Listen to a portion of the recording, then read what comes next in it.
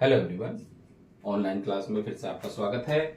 आज हम 9th class का चैप्टर नंबर 10 गुरुत्वाकर्षण के न्यूमेरिकल्स कर रहे हैं। इससे पिछली वीडियो में मैंने कुछ न्यूमेरिकल आपको करा दिए थे। आई होप आपने वो कर लिए हैं। चलिए आगे चलते हैं। अब हम एक्सरसाइज के क्वेश्चन करते हैं, बुक की एक्सरसाइज के। पहला क्वेश्चन हमें ये दे रखा है, आप क्वेश्चन बुक में से पढ़ लेना, मैं उसको केवल सॉल्यूशन कर रहा हूं। यदि दो वस्तुओं के बीच की दूरी को आधा कर दिया जाए तो उनके बीच गुरुत्वाकर्षण बल किस प्रकार बदलेगा। देखो, हमें पता है गुरुत्वाकर्षण बल का जो फार्मूला होता है F बराबर G m1 m2 बटे डी स्क्वायर या आर स्क्वायर, कुछ भी कह सकते हैं आप बीच की दूरी के लिए। यह फार्मूला होता है अगर केवल बल और दूरी के बारे में बात कर रहा है तो फार्मूला उसका हो जाएगा F समानुपाती 1 बटा डी स्क्वायर। ठीक है, ये कंडीशन यूज करेंगे अगर केवल उसने बल और दूरी के बीच में बात करी। क्या कह रहा है वो कह रहा है अगर बीच की दूरी को आधा कर दिया जाए, यानी कि प्रारंभ में F1 मान लेते हैं, तो F1 समानुपाती 1 बटा डी स्क्वायर। ठीक है, यानी कि प्रारंभ में बल F1 मान लिया, दूरी D मान ली। यहां पे लिख लो, माना प्रारंभ में बीच की दूरी D है। ठीक है, अंत में दूरी भाई D डैश मान लो, वो आधा कहा है उसने, पहली दूरी का आधा यानी D बटा 2। तब बल क्या होगा, तब बल F2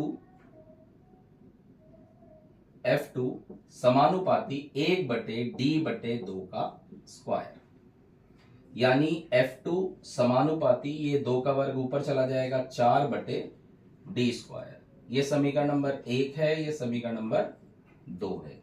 अब देखो, समानुपाती का साइन हटता है तो कोई भी एक कांस्टेंट आ जाता है, लेकिन जब समानुपाती का अनुपात निकालते हैं ना आप, तो यहां फिर बराबर का चिन्ह आता है। ध्यान रखेंगे इस बात को। अगर समानुपाती में दोनों दिए हुए हैं और उनको आप अनुपात में ले रहे हो, बटे में ले रहे हो, तो फिर बराबर का चिन्ह आता है। यह आ जाएगा 1 बटे डी स्क्वायर बटे 4 बटे डी स्क्वायर। ठीक है, यही तो हुआ ना, 4 बटे डी स्क्वायर। अब क्या होगा, डी स्क्वायर से डी स्क्वायर कट जाएगा, यानी F1 बटे F2 बराबर 1 बटा 4। तो F2 बराबर 4F1, यानी कि बल जो है वो 4 गुना हो जाएगा, 4 गुना हो जाएगा। ठीक है, यानी क्वेश्चन क्या था, क्वेश्चन था अगर बीच की दूरी को हम आधा कर दें तो बल कितना होगा, तो बीच की दूरी को आधा करते ही बल हो जाएगा आपका 4 गुना। चलते हैं नेक्स्ट क्वेश्चन पर। इसने कहा पृथ्वी तथा उसकी सतह पर रखी 1 किलोग्राम की वस्तु m1 बराबर 1 kg की वस्तु पर गुरुत्वीय बल का परिमाण क्या होगा, F बराबर ज्ञात करना है। द्रव्यमान पृथ्वी का दे रखा है 6 गुणा 10 की घात 24 kg और पृथ्वी की त्रिज्या 6.4 गुणा 10 की घात 6 मीटर। गुरुत्वाकर्षण नियतांक हमें पता है 6.67 गुणा 10 की घात -11 न्यूटन मीटर स्क्वायर प्रति किलोग्राम स्क्वायर। ठीक है, अब हमें F निकालना है, तो F का फार्मूला होता है F बराबर G m1 m2 बटे आर स्क्वायर या डी स्क्वायर, कुछ भी कह सकते हैं आप। तो ये हो जाएगा, G हो गया 6.67 गुणा 10 की घात -11, द्रव्यमान एक हो गया, दूसरा 6 गुणा 10 की घात 24 बटे नीचे 6.4 गुणा 10 की घात 6 का वर्ग।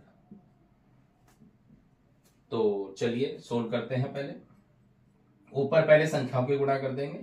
ये आ जाएगा हमारे पास 6 सत्ते 42, 2 4, 6 छिंग 36 और 4 40, 0 4, 6 छिंग 36 और 4 40। तो 40.02 आ गया, 2 के बाद दशमलव, गुणा 10 की घात, भाई बेस समान है तो गुणा में घातें जुड़ जाती हैं, तो 11 माइनस का 24 प्लस का, नीचे 6.4 का स्क्वायर है तो 2 बार लिख लिया, गुणा 10 की घात 6 का वर्ग करेंगे तो 12 आ जाएगा। ठीक है, अब 6.4 की 6.4 में गुणा, 4 चौक 16, 6 1, 4 6 24 और 1 25, 6 चौक 24, 4 2, 6 6 36 और 2 38, 6 9 8 10 0, 40.96 आ गया। तो ऊपर तो है 40.02 गुणा 10 की घात, ये घट के आ जाएगा आपका 13, नीचे 40.96 गुणा 10 की घात 12। ठीक है, अब भाई ये ऊपर चला जाएगा, बेस समान है, बेस समान है तो भाग में घातें घट जाती हैं, 13 में से 12 घट जाएगा, नीचे 40.96 है, ऊपर 40.02 गुणा 10/40.96। ठीक है, 0.2 अंकों के बाद 0.2 अंकों के बाद ये कट गई, इसे रद्द कर देते हैं हम। तो ये आ जाएगा हमारे पास ऊपर 40,020 बटे 4096। ठीक है, अब सीधा सीधा आप डिवाइड कर लो इसे भाई, 4096 से 420 भाई कितनी बार चल जाएगा, 1 9 8 9 चौक 36, 9 बार चल जाएगा, 9 6 54, 4 5, 9 9 81, 5 86 और 9 चौक 36। घटा दो, 10 में से 4 घटाओगे 6 आएगा, 11 में से 6 घटाओगे 5 आएगा, और यहाँ 9 में से 8 घटाओगे 1 आएगा, 9 में से 6 घटाओगे 3 आएगा, फिर 0.0 लगभग 8 बार 32 आ जाएगा, यानी कि लगभग आ जाएगा 9.8 न्यूटन। क्लियर? देखो कैलकुलेशन आपके ऊपर डिपेंड करता है, कैलकुलेशन गुणा भाग जोड़ घटा आप कैसे करते हैं वो आप पे डिपेंड करता है, आप पहले 2 से काट दें या क्या करें। ठीक है, इसके बाद चलते हैं हम क्वेश्चन नंबर 12। देखो क्या कह रहा है, चंद्रमा की सतह पर गुरुत्वीय बल पृथ्वी की सतह पर गुरुत्वीय बल की अपेक्षा 1/6 गुना है। ठीक है, यानी कि चंद्रमा पर गुरुत्व बल बराबर 1/6 गुणा पृथ्वी पर गुरुत्व बल। ठीक है, ये बुक वाले ने हमें दे रखा है। फिर क्या कहा, एक 10 किलोग्राम की वस्तु का चंद्रमा पर तथा पृथ्वी पर न्यूटन में भार ज्ञात कीजिए। 10 किलोग्राम की वस्तु का m बराबर 10 kg। पहले हम निकालते हैं पृथ्वी पर भार, पृथ्वी पर भार W बराबर हमें पता है m इंटू जी होता है, m कितना है 10, g कितना है 9.8, तो ये आ गया 98 न्यूटन। ठीक है, पृथ्वी पर भार। चंद्रमा पर निकालेंगे तो चंद्रमा पर भार, तो चंद्रमा पर भार अभी बताया 1/6 भाग होता है। ठीक है, तो इसे भाग कर देंगे बस, पहले 2 से काट दो आप, ये आ गया, मैंने कहा ना सीधा 6 से काट दो, 2 से कर दो, आपकी मर्जी है, कैलकुलेशन आप पे डिपेंड करेगा आप कैसे करोगे।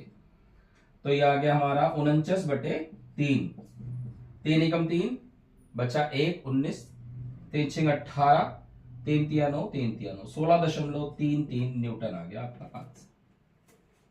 इसके बाद नेक्स्ट क्वेश्चन पे चलते हैं, क्वेश्चन नंबर 13। क्या कह रहा है, एक गेंद ऊर्ध्वाधर दिशा में ऊपर की ओर 49 मीटर प्रति सेकंड के वेग से फेंकी जाती है। ध्यान रखो, जब कोई पिंड नीचे से ऊपर की ओर फेंकते हैं तो जो प्रारंभिक वेग होता है उसे हम u कहते हैं, वो दे रखा है इसने 49 मीटर प्रति सेकंड। ठीक है, इस वेग से, मैंने आपको पहले भी कहा था जब भी आप इस तरह के क्वेश्चन करें, जो जो मान आपको दिया हुआ है आप पहले से लिख लें। फिर क्या कह रहा है, ज्ञात कीजिए अधिकतम ऊंचाई और पृथ्वी पर लौटने में समय। ठीक है, कैसे करेंगे, केवल एक चीज दी हुई है, बाकी सब छुपी हुई है जो आपको निकालनी है। कैसे, किसी वस्तु को आप नीचे से ऊपर फेंकोगे तो जैसे ये वस्तु ऊपर गया एक हाइट पर जाकर ये रुक जाएगा, फिर वापस नीचे आएगा। ठीक है ना, तो जिस हाइट पर रुका ये वो होता है इसका अंतिम वेग, क्योंकि रुक गया तो अंतिम वेग हो गया 0। ऊंचाई पूछ रहा है आपसे, और जी का मान फिक्स होता है 9.8 मीटर प्रति सेकंड स्क्वायर।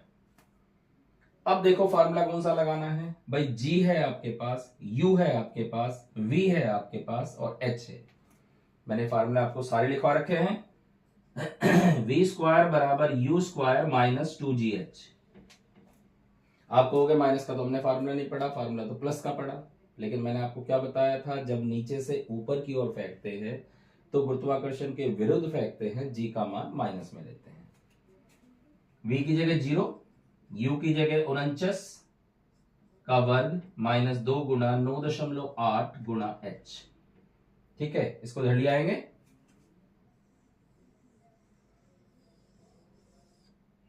तो ये आ जाएगा हमारे पास 2 गुना 9.8 गुना h बराबर 49 गुना 49। हमें h निकालना है तो h बराबर 49 गुना 49 बटे 2 गुना 9.8। ठीक है, तो क्या करेंगे, सबसे पहले दशमलव हटा दें, ऊपर 10 आ जाएगा। 49 से काट दे, 49 दूनी 98 आ गया, 2 से काट दो, 2 पंजे 10, ये आ गया 5 नी 45, 5 4 5 चौक 20 और 4 24, 2 से भाग करेंगे, 2 ही कम 2, 2 दूनी 4, 2 दूनी 4, 2 पंजे 10। यानी अधिकतम ऊंचाई दे रखी 122.5 मीटर। यानी वो जो हमने गेंद या पिंड जो भी हमने नीचे से ऊपर की ओर फेंका है वो 122.5 मीटर की ऊंचाई तक जाएगा। फिर क्या पूछा उसने, फिर पूछा है पृथ्वी की सतह पर वापस लौटने में लगा समय। अब एक चीज देखो, समझो एक बात को, आपने नीचे से कोई पिंड ऊपर की ओर फेंका, ठीक है, एक हाइट पर जाकर वो रुक जाएगा और फिर वापस नीचे आएगा। पूछा क्या इसने पूछा कुल लगा समय, यानी जाने और वापस आने में टोटल समय पूछ रहा है। तो हम सबसे पहले एक तरफ का समय निकाल लेंगे। ठीक है, एक और का समय t बराबर हमें ज्ञात करना है पहले। अब फार्मूला कौन सा लगाएंगे हम, तो फार्मूला हम सीधा सीधा v is equal to u minus g t वाला इस्तेमाल कर रहे हैं। छोटा फार्मूला, आसान फार्मूला है, h वाले से भी हो जाएगा, h बराबर U T plus half G T square से भी हो जाएगा, माइनस वही जी ऊपर जा रहा है इसलिए। v क्या है 0, u क्या है 49, g क्या है 9.8 इंटू टी, इसको धर ले लिया हमने 49, t बराबर आ गया 49 बटे 9.8, दशमलव हटाओ ऊपर 10 आ गया, 49 दूनी 98, 2 पंजे 10, t का मान आ गया 5 सेकंड। 5 सेकंड एक तरफ जाने में। ठीक है, तो जाने व आने में कुल समय, जाने व आने में कुल समय, तो भाई जाने में 5 सेकंड और आने में 5 सेकंड, कुल मिलाकर 10 सेकंड का समय लगेगा उसे। क्लियर? तो उम्मीद है आपको क्वेश्चन समझ में आ गए होंगे। आप क्वेश्चन को पहले पढ़े कि उसमें क्या दिया हुआ है। एक तो आपको फार्मूले याद होने चाहिए, पीछे जो मैंने इससे पहले इसके कुछ एग्जाम्पल कराए थे, ठीक है, वो आपको पहले समझने हैं, वो क्लियर हो जाएगा, उसी के बेस पे फिर ये क्वेश्चन है। और जब आप इनकी बार बार प्रैक्टिस करोगे तो आपको एक तो कैलकुलेशन भी इजी लगेगा और क्वेश्चन भी याद हो जाएंगे कि किस में कौन सा फार्मूला कैसे लग रहा है। Thank you.